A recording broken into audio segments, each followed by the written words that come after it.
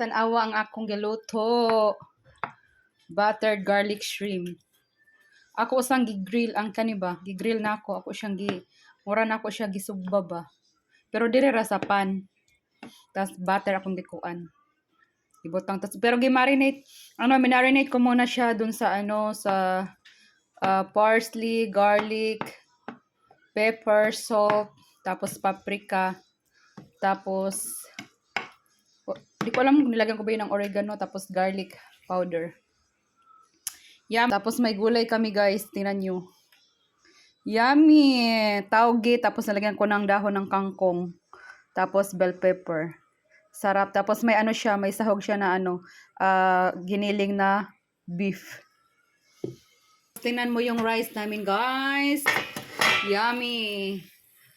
Fried fried rice, nilagyan ko ng broccoli, nilagyan ko ng green onions, nilagyan ko ng oyster sauce, tapos meron din siyang giniling na beef. Yummy! Awa, nag-aso-aso pa, pagkalami na lang yun sa among gulay. Ikoy, basta yung ani nga gulay, ganahan jud ko. Yummy! And then tanawa ang among fried rice, nilagyan ko siya ng ng ground beef, tapos broccoli. Ayan, sarap. Tapos nilagyan ko siya ng konting oyster, konting toyo, pepper, tapos gamay nga butter.